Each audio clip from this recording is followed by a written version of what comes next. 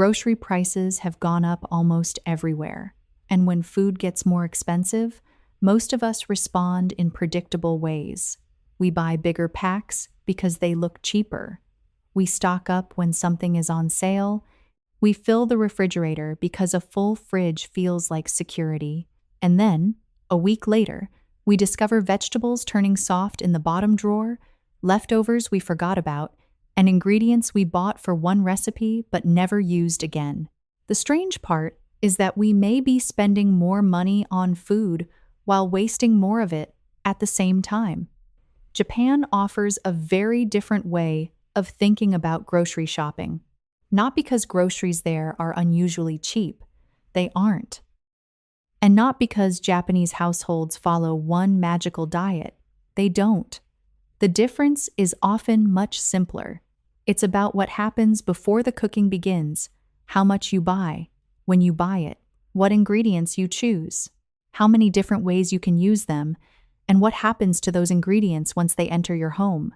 Today, we're going through 15 Japanese grocery habits that can help you spend more intentionally, waste less food, and make everyday meals simpler. Some are surprisingly small, but together they can completely change the way you look at your grocery bill. Habit number 9 is especially useful if you regularly buy meat, fish, or prepared food. And habit number 14 may permanently change what you consider kitchen waste. But the most important habit may actually be the final one, because it makes almost everything else on this list work better. Let's begin before you even put the first item into your basket. Habit number 1. Use a smaller basket. In many Japanese neighborhoods, grocery shopping can happen more frequently and in smaller amounts. Instead of filling an enormous cart with enough food for a week or two, the idea is much simpler. Buy what you can realistically use over the next few days. There is an important psychological difference between pushing a large cart and carrying a small basket. A cart quietly encourages you to fill empty space. A basket creates a natural limit. When it starts getting heavy, you start asking better questions. Do I really need this? When am I going to eat it? Do I already have something similar at home? Shopping more frequently isn't practical for everyone, of course. But the principle still works. You don't need to visit the supermarket 3 times a week. You simply need to stop treating unused refrigerator space as something that must be filled. Because food waste usually doesn't begin at the checkout counter. It begins 10 days later, in the drawer you forgot to open.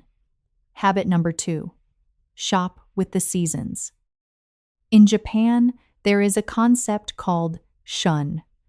Shun refers to the period when a particular food is naturally at its seasonal peak. This is often when the food is especially abundant, flavorful, and widely available. Instead of deciding every meal weeks in advance and then searching for specific ingredients regardless of season, you can reverse the process. Look at what is abundant first, then build meals around it. Maybe strawberries are everywhere. Maybe sweet potatoes are suddenly inexpensive. Maybe cabbage, mushrooms, tomatoes, or a particular fish are appearing in larger quantities. When supermarkets have a lot of something, that often tells you something useful.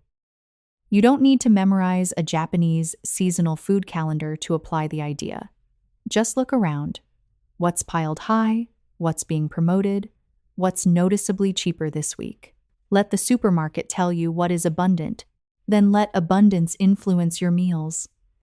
Habit number 3. Use the bento mindset. A traditional bento is rarely built around one enormous dish. Instead, it contains several simple components: rice, a protein, vegetables, something pickled, maybe one small additional side. That creates a useful grocery shopping principle. Buy components, not recipes. Many people shop by choosing several recipes first. Then, every recipe demands its own ingredients. One sauce for Monday, One herb for Tuesday, a special vegetable for Wednesday, a different protein for Thursday. By the end of the week, half of the refrigerator contains ingredients that belong to only one meal. The bento mindset works differently. You buy flexible ingredients that can move between meals. One piece of chicken might become a rice bowl tonight, a vegetable stir-fry tomorrow, and part of a soup the following day. One cabbage might become a salad, a stir-fry, and a soup. The question changes from, what ingredients does this recipe require? To, how many meals can I make from this ingredient? That one change can make a grocery list dramatically more efficient. Habit number 4. Avoid the convenience tax. Japan is famous for its convenience stores, or konbini. They're incredibly useful. You can buy an onigiri, a drink, a small salad, or a quick meal almost any time of day. But convenience has a price. A convenience store is excellent when you need something immediately. It's usually not the best place to build an entire household grocery routine. This principle applies almost everywhere. The easier something is to grab, the easier it is to stop comparing value.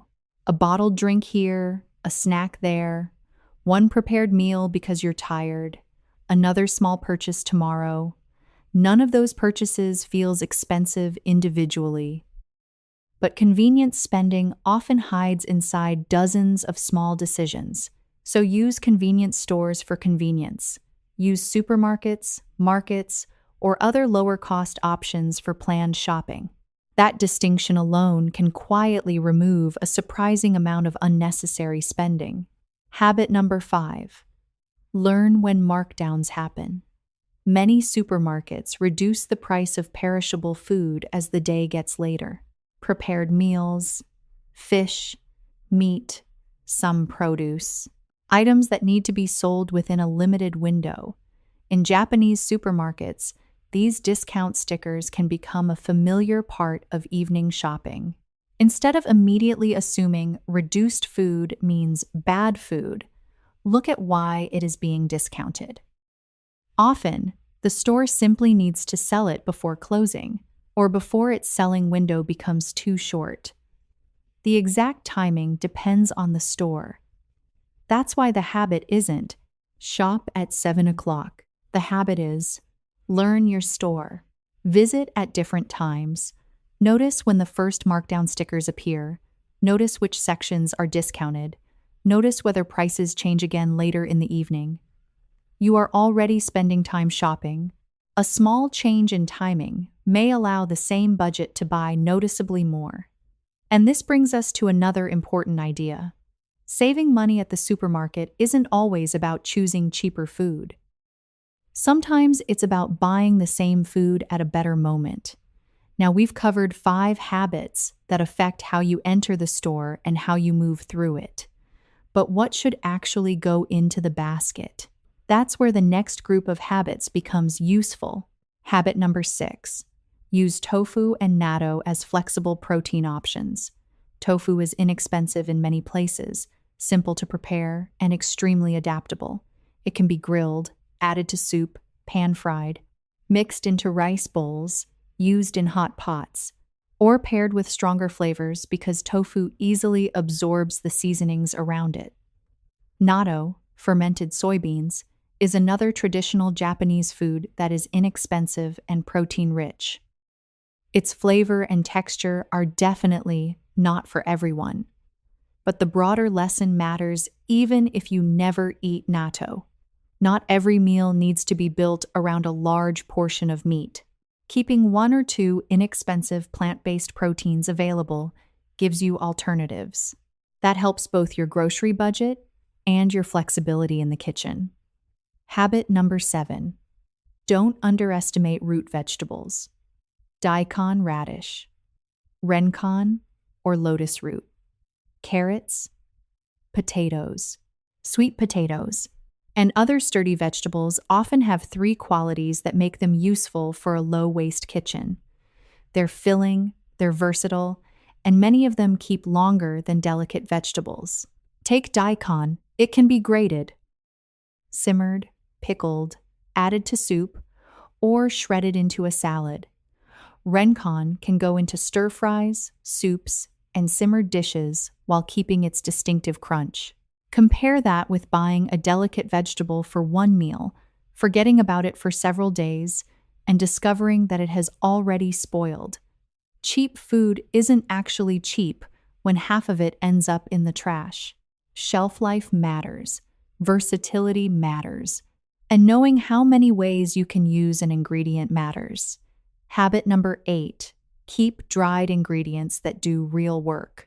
Two common Japanese examples are nori and wakame. Because they're dried, they can stay in the pantry for a long time and be used in small amounts.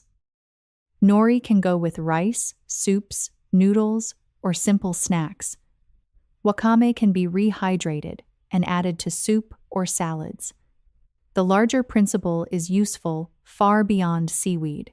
A good pantry doesn't need to contain 50 different emergency ingredients. It needs a small number of foods that last, are easy to use, and can improve many different meals. Think of shelf-stable ingredients as backup systems. When the refrigerator looks empty, they help turn a few basic ingredients into a complete meal. And that can prevent the moment when you're tired, look into the kitchen, see nothing to eat, and order something expensive instead. Now ask yourself something. How many of these habits do you already use? Maybe 3, maybe 5, maybe none.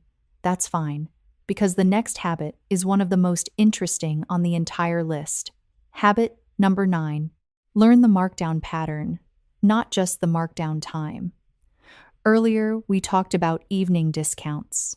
But in some supermarkets, markdowns don't happen only once. They can happen in stages. A first reduction may appear earlier in the evening. Later, another sticker may replace it with a deeper discount. And as closing time approaches, certain items may be reduced again. The exact percentage and timing vary from store to store. And that's precisely why observing your own supermarket matters more than following a universal rule. Imagine that you already know you need fish tomorrow. Instead of buying it at full price in the afternoon, you notice that your local store regularly marks certain items down later in the evening. Now you're not hunting random bargains. You're matching a planned purchase with a better buying window. That's a very different kind of bargain shopping, because buying something unnecessary at 50% off is still spending money. The goal is not to chase stickers. The goal is to buy something you were already going to use at a better price. Habit number 10. Buy the produce nobody else wants. A crooked carrot is still a carrot. A slightly undersized apple is still an apple. A vegetable doesn't become less useful because it isn't shaped like the picture on the package. Some stores sell imperfect or slightly blemished produce at a discount. And this connects with a Japanese idea often associated with avoiding unnecessary waste, mattenai, a feeling that something useful should not be discarded carelessly.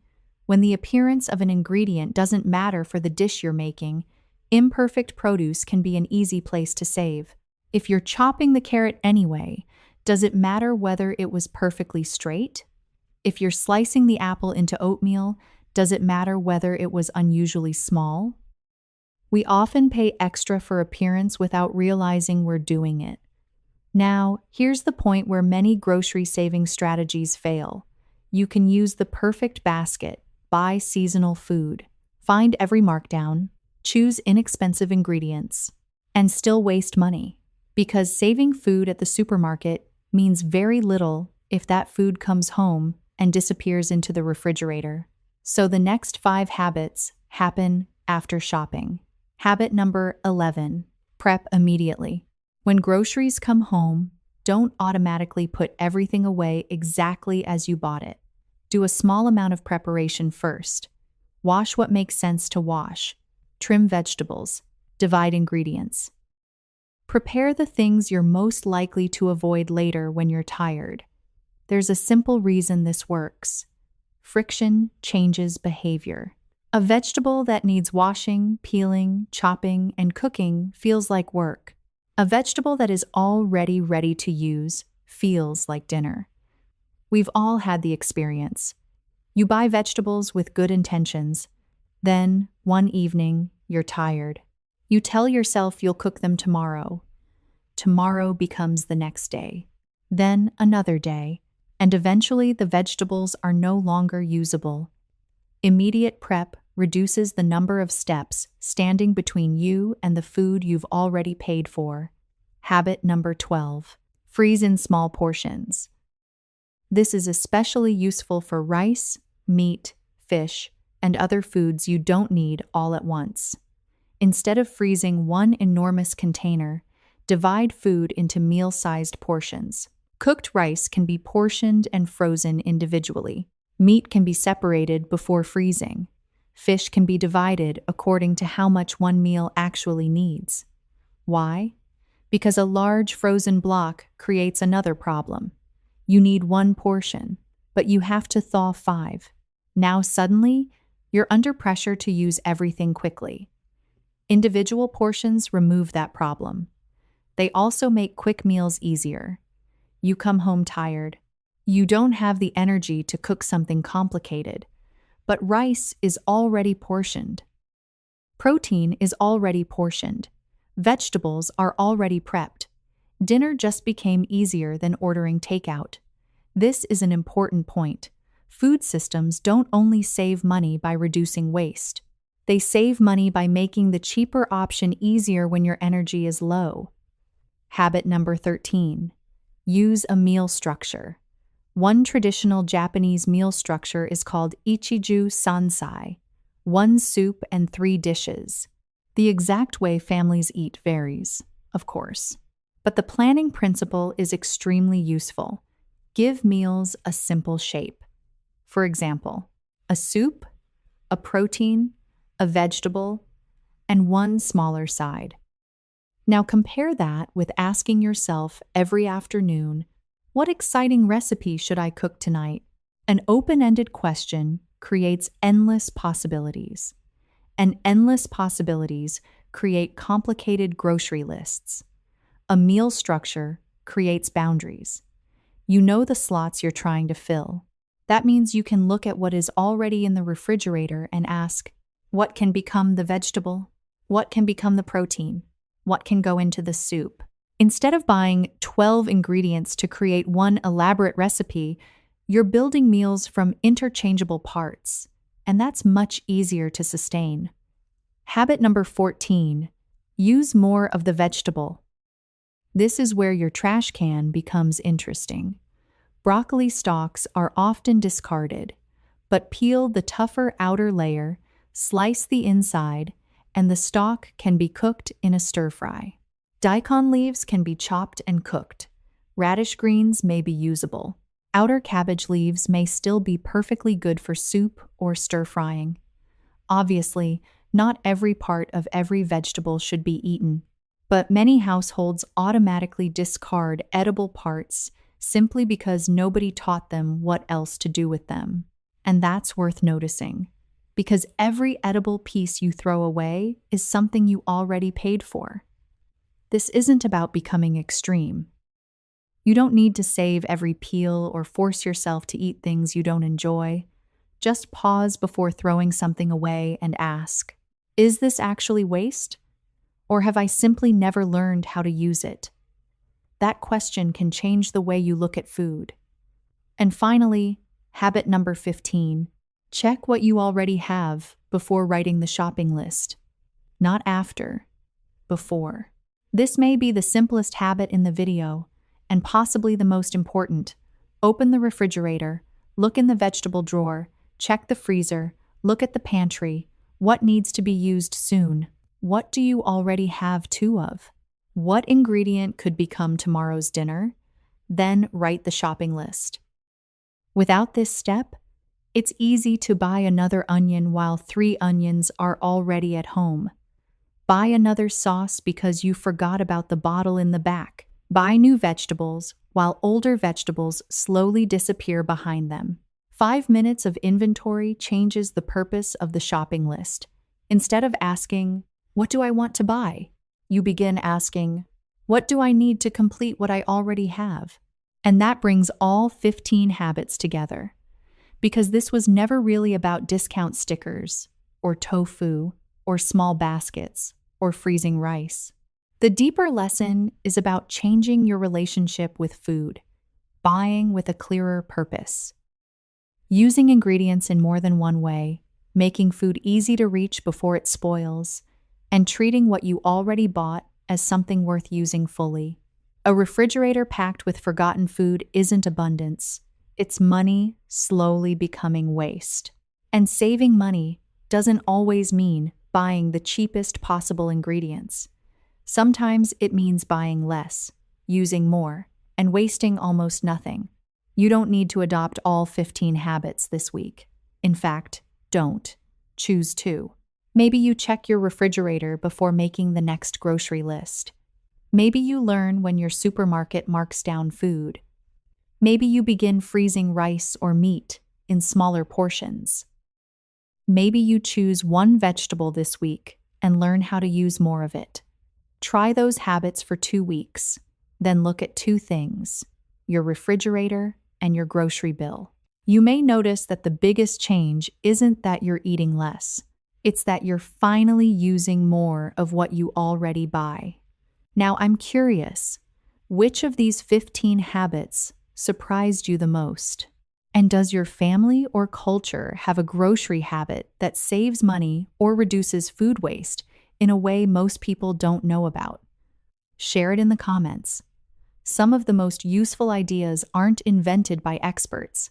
They're passed quietly from kitchens, parents, grandparents, and communities.